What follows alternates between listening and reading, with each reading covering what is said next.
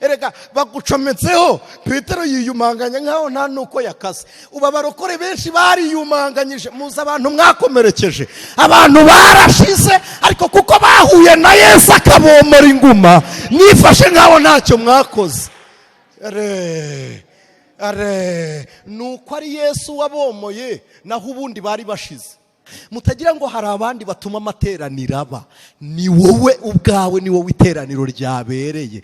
Yesu yicara ku iriba, yuhura abigishwa baragenda, yicara aho ngaho. Hari igihe hajya haba amateraniro akabera umuntu umwe gusa, umuntu umwe wenyine, Imana igakoranya urusengero rwose tukirirwa dusenga, umuntu umwe agacyura umugisha. Bakora roga, umwana yarutswe yakira uburozi akiyumanganya mu materaniro, ukajya ugira ngo siwe wari wabutanze. Erega na mbere yuko Imana ivuga kuri uwo wahemukiye, yari ibizi ko iyo nkota y'ubuhemu yigira. Noneho Petero amaze no kuyigaragaza, arayigumana, arongera ayicomeka mu rwubati, arayibika. Kandi baramubwiye ngo urugamba si urw'umubiri, arongera arayicomeka. Ariko muzi abantu bongeye kubika udukota, barangiza bakaza, kera bakwiringiraga bari mu mahoro, ariko Mana tugufite ntitwifuza undi murengeze. Ariko Imana niyo igitangaza, kandi arabizi neza ko akazi akora yagasambaniye. Tugufite ntitwifuza, kandi yicaye mu ntebe yirukanishijemo abandi. Petero nawe asubizamo inkota, yihanagura ku munwa. Erega aratuza, Yesu amubwiye ngo tugende, ajya inyuma.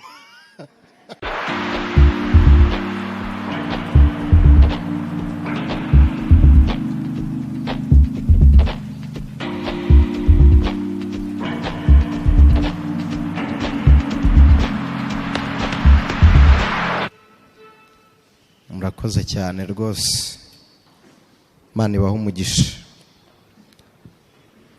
Murakoze, narishimiye Imana itumye tuboneka muri aya materaniro, kandi n'umuyobozi, Imana ibahe umugisha. Imana ibahe umugisha. Na mushumba ndabizi ko ari hano hafi, kandi nawe ari kutwumva, nawe Imana imuhe umugisha. Namwe mwicaye ngo tuganire ijambo ry'Imana, Yesu abahe umugisha. Ku bantu tutaziranye, amazina nitwa Niseti niyo mugabo. Nshobora kuba hano atari ubwa mbere mpageze, kandi nabwo nitugirira umugisha kuwiteka bishoboke ko atari n'ubwa nyuma. Reka rero nze kubinginga dufatikanye gusoma Bibiliya, ijambo ry'Imana. Ni igice cy'ubutumwa bwiza bwanditswe na Yohana, igice cyaho cya 4. Ndumvira ijambo rindimo ngo turiganireho. Yohana, ubutumwa bwiza bwa Yesu bwanditswe na Yohana, igice cyaho cya 4. Turasoma amagambo atari magufi, ariko kandi nabwo si maremare cyane. Turahera ku murongo waho wa mbere, ndagira ngo dusome imirongo ihari 18 tuganira aho ngaho. Ubutumwa bwiza bwanditswe na Yohana, igice cya 4, murongo wa mbere dusoze n'uwa 24. Sorry. Haravuze ngo nuko umwami Yesu amenya yuko abafarisayo bumvise ko yigisha kandi abatiza benshi arusha Yohana. Icyakora Yesu ubwe si we wabatizaga, ahubwo n'abigishwa be. Nicyo cyatumye ava i Yudaya agasubira i Galilaya.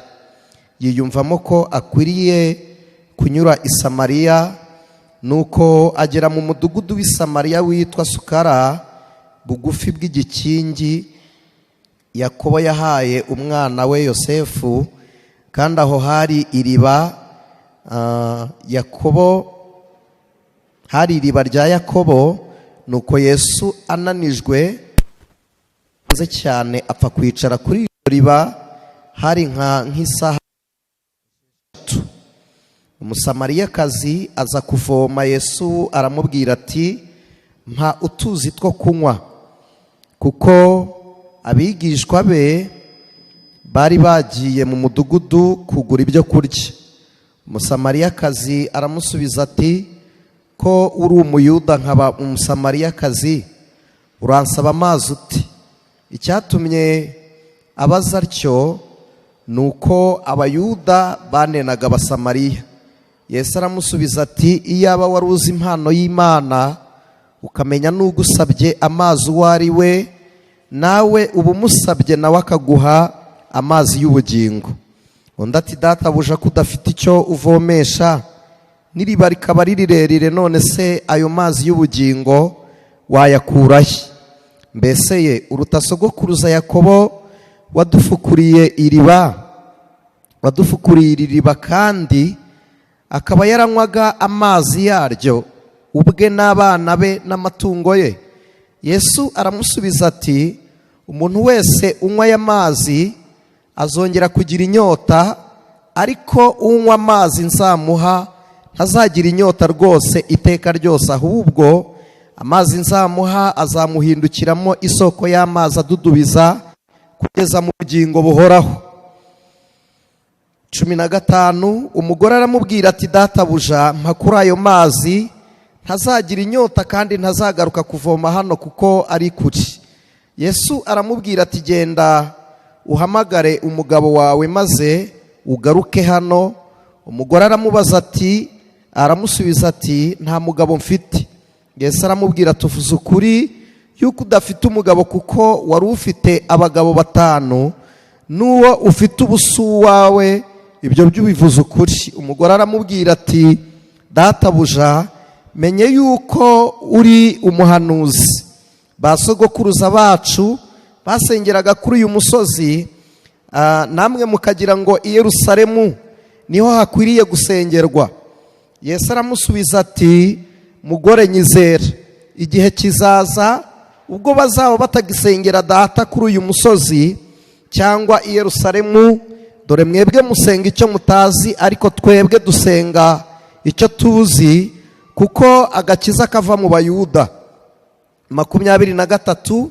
Ariko igihe kirasohoye ubwo abasenga by'ukuri basengera data mu mwuka no mu kuri, kuko data ashaka ko bene abari bo bamusenga.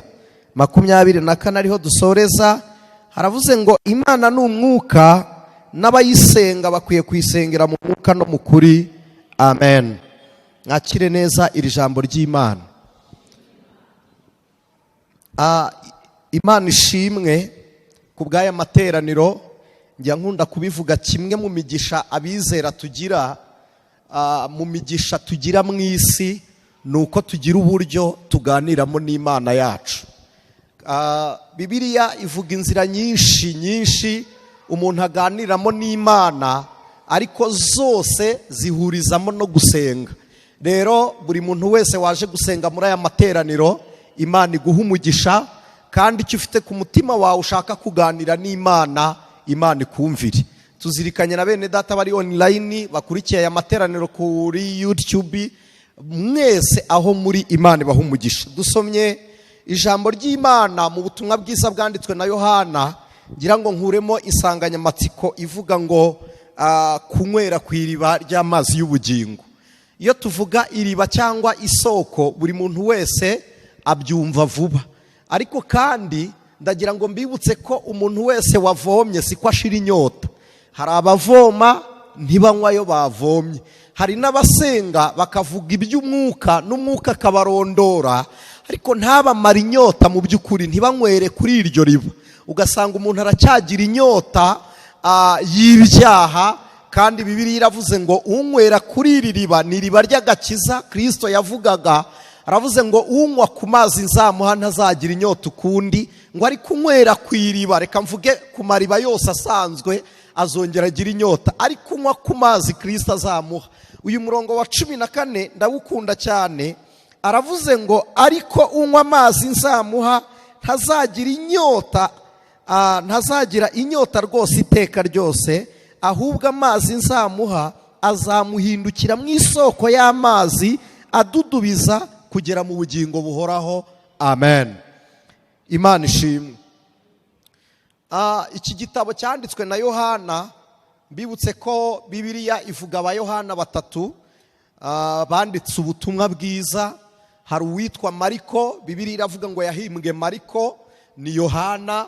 Hakaba na Yohana mwene Zebedayo, ariwe wanditse uru rwandiko dusomye rw'ubutumwa bwiza. Hakaba na Yohana umubatiza, Bibiliya iravuga ngo yari ijwi ry'urangururira mu butayu. Aba bose bagiye bandika, nubwo Yohana umubatiza we ntafite urwandiko yanditse, ariko kandi Bibiliya ivuga ko yari integuza ya Kristo. Muribuka ko abyarwa n'umugabo yitwaga umugore nyina yitwaga, urakoze cyane. Ndi kubona ari umuntu umwe uri kunsubiza, sinzi impamvu abandi barakaye, sinzi impamvu mwarakaye rwose, kandi twari tumaze kuririmba, twari dufite n'ububyutse n'umwuka wera. mubaye iki?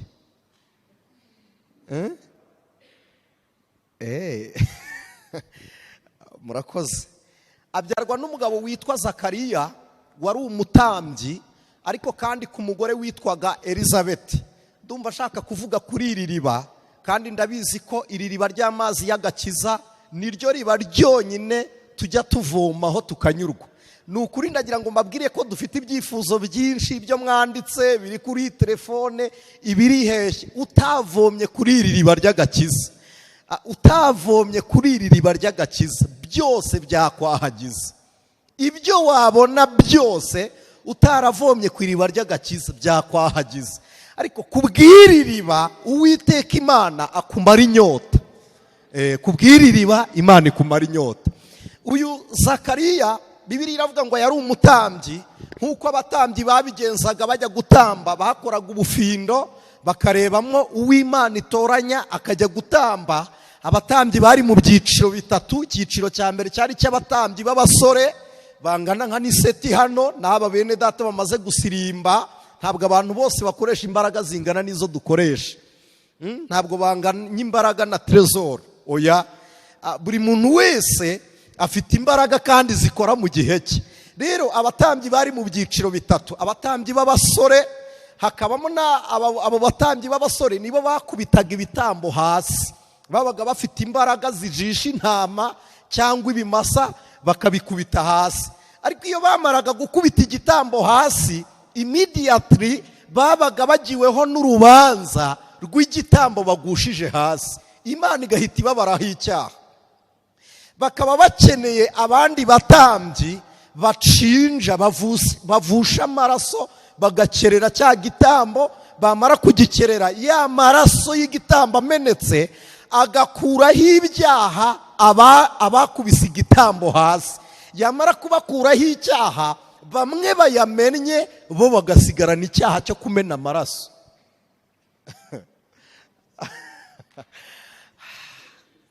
Iki cyaha mu gihe kibariho, bakeneraga umutambyi wo mu bakuru, mu basaza, umaze igihe azi gukorana neza n'Uwiteka. Imana ishimwe. Umutambyi umenyereye umurimo wo ku gicaniro, umutambyi uzi neza uburyo Imana ifatwa. Ndabinginze, ntukabeho mu buzima butagira umukuru wo mu byo ukora. Sibyo? Ntukabeho mu buzima utagira umuntu n'umwe ukugira inama muri domene yawe. Buri muntu wese ahava akagera akenera abantu bazi neza ibyo murimo. Niyo mpamvu tujya dukenera abashumba, tukavuga ngo mudusengere, kandi iyo basenga niyo yacu, iyo bizera niyo twizera. Ariko umutambyi mukuru we nta rubanza yabaga afite. Bahamagaraga umutambyi udafite icyaha na kimwe. Ariko igitangaje, niyo yazaga adafite icyaha na kimwe, nawe ubwo yabaga afite uburyo yikeka. Mu Kinyarwanda turavuga ngo ni ukwikeka iki? Murakoze. Yari afite uburyo yikeka amababa. Noneho bigatuma atinjira hera gutyo uko abonye. Abakongomani baravuga ngo hovyo hovyo, atinjira biramupango. Nawe ubwo akavuga ngo ndahindira umushyitsi imbere y'Uwiteka. Mwanyitaba haleluya.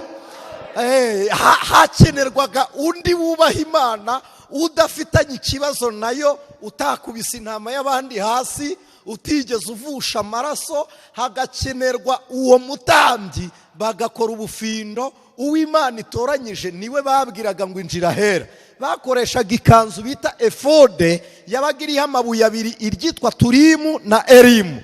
Noneho bafinda, ubufindo bugafata umuntu akinjira ahera, bakamuzirika ikiziriko ku kuguru kugira ngo nagerayo agapfirayo baze gukurura nta winjiyeyo, kuko nta n'umwe wari wemerewe kwinjira aho hantu keretse uwatoranyijwe uwo munsi. None Imana ishimwe ko nanjye yantoranyirije kuza kubwiriza ubutumwa bwiza. Imana ishimwe ko nawe yagutoranyije ngo winjire ahabera basabira. Imana ishimwe. Njya nkunda kubivuga, ntabwo gusenga, ntabwo kuza gusenga ari uko ufite umwanya. Nuko Uwiteka yakugiriye amahirwe, yakugiriye ubuntu kugira ngo uze nibura ijwi ryawe ryumvikane ku banyagicaniro. Imana ishimwe ko yabatoranyije mukaba baramenye.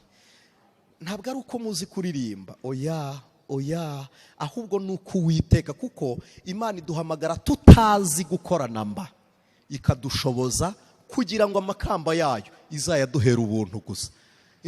Iduhamagarira icyo. Ntabwo gukorera Imana ntibisobanuye gushobora gukora. Oya, bisobanuye ko ushobotse. Iyo ushobotse gusa iragushoboza ikagukoresha. Ntabwo tuyikorera kuko ibuze imbaraga zo kwikorera, nta nubwo tuyikorera kuko inaniwe, ntituyikorera kuko dukoze ibyo itashobora. Tuyikorera gusa kuko idushoboje kugira ngo itwambikire iyo mirimo twakoze amakamba. Imana ishimwe ko namwe yabatoranyije. Mama, Imana ishimwe ko yagutoranyirije kuza kuyobora iri teraniro. Imana ishimwe.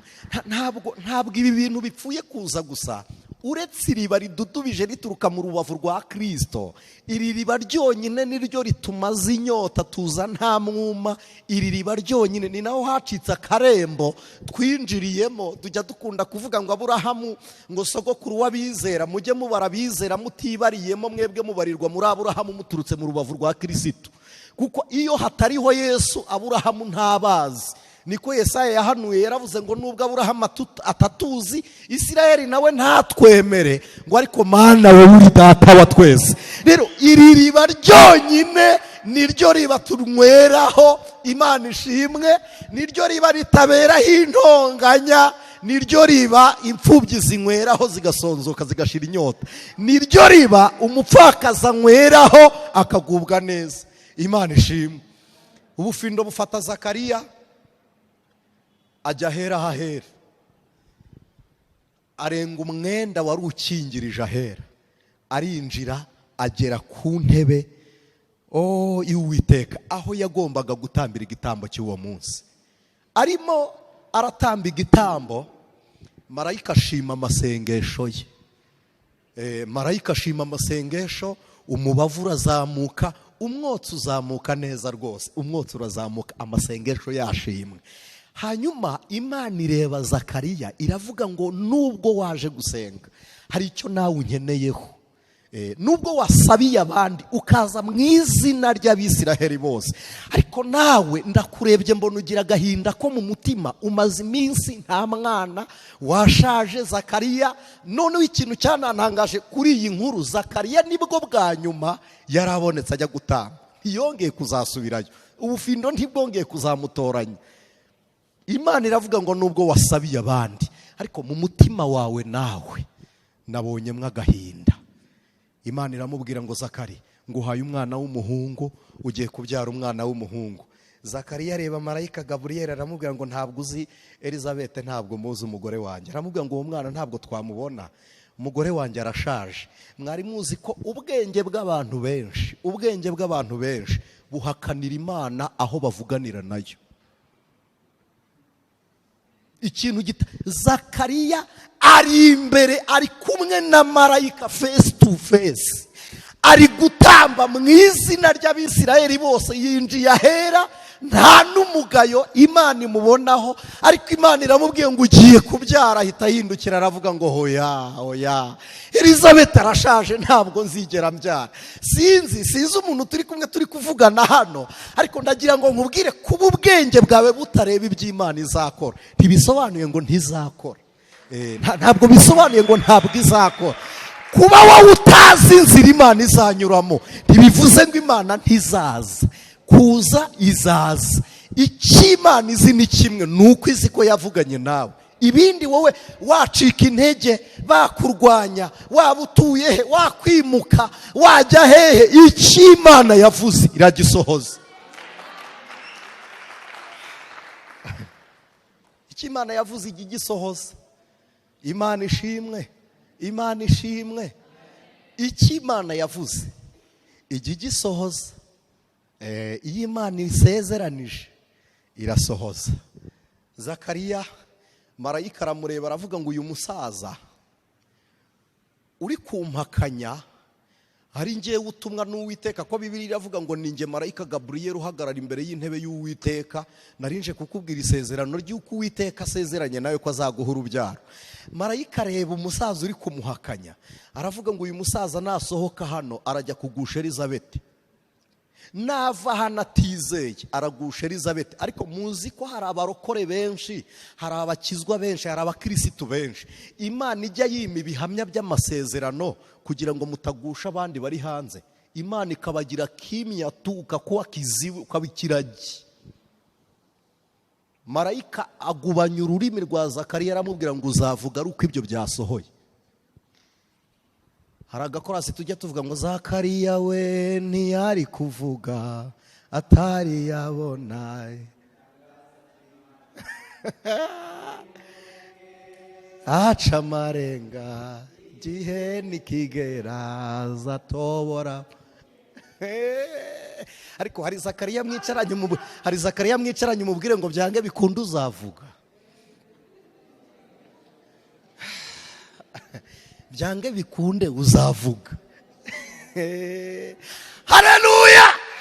Byange bikunde. Iyo umuntu ari mu kigeragezo urisobanura ngo haguruka mvugane nawe, arahaguruka. Iramubwira ngo nguhaye iki niki, yagifata ngahita mvugana Imana. Ubwo ubonye ubushobozi buhuye, nanjye ubwanjye urabufite nkavuga nti nanjye ndabyakiriye.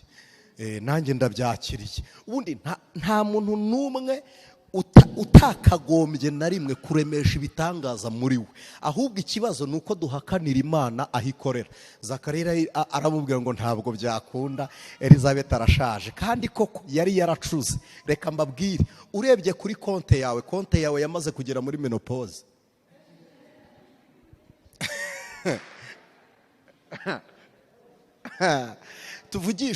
tuvugisha ukuri, hari abantu konte zanyu zageze muri menopause, hari abo zamaze kugumba, hari abantu, yewe data wa twese uri mu ijuru we, abwira marayika aramubwira ngo Elizabeth yaracuze. Wenda mwebwe ziratwite ntabwo ziracura, ariko hari abandi zacuze. Marayika aramubwira ngo wowe sohoka ugende, Abisirayeli batagira ngo waguye hano, genda ubu batemberamo, ariko iby'Imana ivuze izabisohoza. Agiye kubyarira amubwira ngo uzamwite Yohana, bisobanuye ngo Uwiteka yongeye kutugirira ubuntu. Nanone Uwiteka atugiriye ubuntu. Abyaye umwana, umunsi wo kumwita izina Elizabeth afata agapapuro abwira Yohana ngo andike, abwira Zakariya aramubwira ngo andike izina ry'umwana. Arangije aho kumwandika aravuga ngo mumwite Yohana, bisobanuye ngo Uwiteka atugiriye ubuntu. Zakariya aradumuka aravuga. Imana ishimwe. Ubu hari amagambo abaho, hari umuvugabutumwa yitwa Irene, yigeze adusetsa, yari yadusuye ari kutwigisha, aratubwira ngo hari ijambo ririho ngo ariko utaravuga na rimwe. Numvaga nta kintu ntaravuga, ariko hari ahantu utaragera ngo ubwire umuntu ngo mpanagurire imodokari. Hari amagambo menshi mutaravuga kandi muzi, ariko Yohana navuka. Haleluya. Ubu hari umuntu utarahamagara bosi amubwira ngo mpemba, urahamagara ndetse ko ntawe ugira. Hari amagambo utaravuga. Ubu uracyari ikiragi, ariko aho ubereye ikiragi niho Uwiteka akorera. hari amagambo mutaravuga. Najyaga nkunda gusetsa abantu nkababwira nti ntimuzasanga nateje ambutiyaje mu muhanda w'i Kigali. Narabwira ni mu bantu nzabangamira kuri sitasiyo ya esanse ntimuzambonamo, ariko uyu mwanya nanjye hari igihe ngenda ngatezayo akavuyo nkabwira nti nanjye nkiriramo.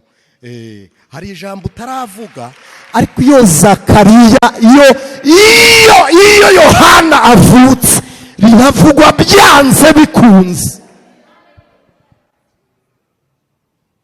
Ubu hari ijambo utaravuga, nturabwira umwana ngo ceceka, uramucecekesha se yari yarira uramubyara. Ntabwo urabwira umutware ngo karibu, ntawe ugira.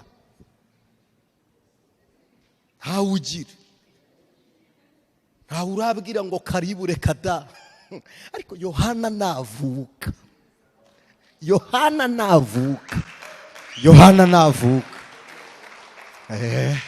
Murakoze. Hari amagambo utarabwira enjeniyeri, muhuriye se nturamubwira ngo nyubakire uko mbishaka. Hari amagambo utaravuga. Nibyo mwaravuganya, ariko ntimwavuganya y'umumaro. Ariko Yohana navuka uzamubwira ngo iyi nzu niyo nshaka, kuko Zakariya ntashobora kuvuga Yohana ataravuka. Amubyaye aravuga ngo tumwise Yohana, bisobanuye ngo Uwiteka yongeye kutugirira ubuntu. Imana ishimwe.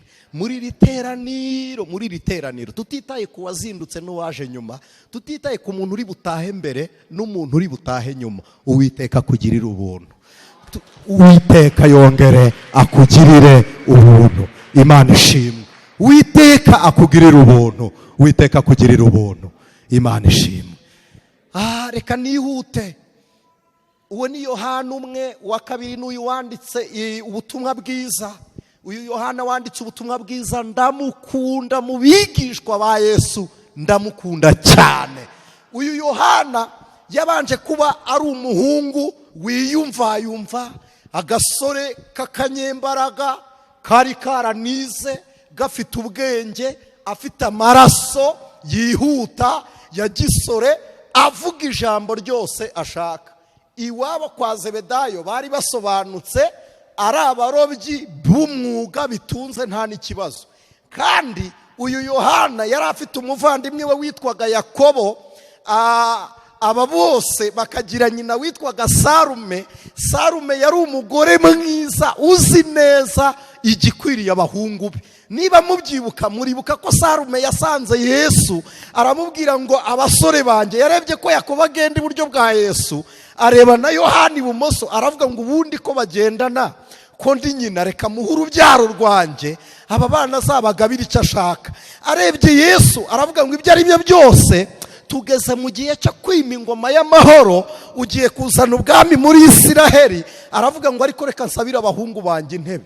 Areba Yesu aravuga ati mu ngeri wowe kabyara we, ko Yohana mwiriranwa na Yakobo mukiriranwa, umwe wazamushyize iburyo undi ukamushyira ibumoso. Yesu aramureba ku mutima ati ntuzi icyo uri gusaba. Imyanya yari ihari ibiri, iburyo n'ibumoso, yari imyanya yo kumusaraba igorigota, babajuru w'iburyo n'ibumoso. Yesu amurebye aramubwira ngo ibyo si ibyanjye, ntabwo ari njye ubigena. Igitangaje yaravuze ngo ntawe ujya kwa data atari njye umujyanye. Ariko Sarume ntiyamenya kuki atari wowe ubigena, kandi inzira ijya kuri data ari wowe tunyuraho. Ibi byo ubigera gute? Ntabwo Kristo yazanywe no kuziciraho iteka. Nicyo yari ashatse kuvuga ngo uriya mwanya sinjye uwushyiramo abagomba kuwujyamo. Aravuga ngo ibyo ni data wenyine ujya ubigena. Sarume aragenda. Yesu yajyaga agendana na Yohana na Yakobo ndetse na Petero. Aba batatu muribuka ko yababonekeraga kuruta abandi. Niyo yazamukaga umusozi wa Elayono, yazamuraga aba batatu nk'itsinda ry'inkoramutima. Umunsi Yesu ari ku musozi abonekerwa na Mose na Eliya, Petero yaravuze ngo reka duce ingando, imwe ibe ya Mose, indi ya Eliya, indi yawe Kristo, twe turaba mu yawe, ariko kandi turajya dusohoka twinjira mu mahema yabo, ntacyo bitwaye. Ubu bwami bwari kuba bukomeye iyo buza kuba bushaka kuyobora mu isi. Petero aravuga ngo reka duce ingando twibere hano. Bose bamureberaga mu isi y'ibigaragara, niyo mpamvu Petero yashatse ko bagumaho, kandi cyazanye Kristo kwari ugutsindira urupfu i Goligota, ariko ashaka ko baca ingando kuri uwo musozi. Yesu aramureba aratuza, reka aho mparenge. Yari kumwe na Yakobo na Yohana. Nihute, uyu mudugudu dusomye w'i Samariya, Yesu na Yakobo na Yohana na Petero bigeze bawugeramo bwije, bananiwe cyane, barushye. Ariko i Samariya Yesu yaraharuhiye kweri. Ahageze bananiwe, aravuga ngo reka tujye gusaba icumbi. Binjira mu rugo rumwe, rurababwira ngo ntabwo twabacumbikira, nimusohoke ntitubashaka. Yakobo asohoka arakaye, aravuga ngo aba bantu banga kuducumbikira kubera iki? Aravuga ngo reka tubakubite. Uyu muhungu yari igitangaza, gukubita umuntu ushaka kurara iwe mu rugo. Tureka tubakubite. Yesu aravuga ngo hoya. Yohana arangije azana igitekerezo, aravuga ngo kubakubita mbonye bitaba ari byiza, reka ahubwo dutwike umudugudu, n'ubundi byose ni ukurara twicaye, barare bazimya natwe turare twicaye, n'ubundi nabo ntibasinzire. Aba bagabo bari igitangaza. Aba bantu bose Yesu arabihanganira. Ari Yohana ugira umujinya nk'uwo, kamere mbi nk'iyo, aramureka. Yesu aramureka, akomeza kubana nabo. Petero niba mumwibuka, yari afite inkota, yagendanaga inkota. Hari abantu bamubeshyira ngo yagiraga urushundura. No, urushundura ni runini, no ku mutwe ntawe upfa kurwikorera ari wenyine. Yari afite inkota. Igihe kimwe bafashe Yesu, acomora inkota akatugutwi kw'igisonga. Yesu araguterura gusubizaho. Petero arebye abona umugabo arwanirira, ntashaka gukira intambara. Aramubwira ngo uru rugamba ntabwo ari urw'umubiri, ni urugamba rw'iki? Rw'umwuka. Iyo nza kuba ari urw'umubiri, nari guhamagara rejiyo y'ijuru ikarurwana. Aramubwira ngo subiza inkota mu rwubati. Erega Petero ayisubiza mu rwubati, aranayibika ari kumwe na Yesu. Arongera arayikwikira, ayisubiza mu rwubati, ayibika. Bwa mbere yayitunze azi neza ko Yesu atazi ko afite inkota, ariko noneho naho Yesu abimenyeye ko Petero agira inkota, arongera arayipusika, arayibika. Erega ugutwi baguteyeho, agira ngo ntako yaciye. Erega bagucometseho, Petero yiyumanganya nkaho nta nuko yakase. Uba barokore benshi bariyumanganyije. Muzi abantu mwakomerekeje, abantu barashize, ariko kuko bahuye na Yesu akabomora inguma, mwifashe nkaho ntacyo mwakoze. Nuko ari Yesu wabomoye, naho ubundi bari bashize. Bari bashize. Petero ariyumanganya da, nta n'ikibazo. Uziko umurokora aroga, umwana yarutswe yakira uburozi akiyumanganya mu materaniro, ukajya ugira ngo siwe wari wabutanze. Erega na mbere yuko Imana ivuga kuri uwo wahemukiye, yari ibizi ko iyo nkota y'ubuhemu yigira. Noneho Petero amaze no kuyigaragaza, arayigumana, arongera ayicomeka mu rwubati, arayibika. Kandi baramubwiye ngo urugamba si urw'umubiri, arongera arayicomeka. Ariko muzi abantu bongeye kubika udukota, barangiza bakaza, kera bakwiringiraga bari mu mahoro, ariko Mana tugufite ntitwifuza undi murengeze.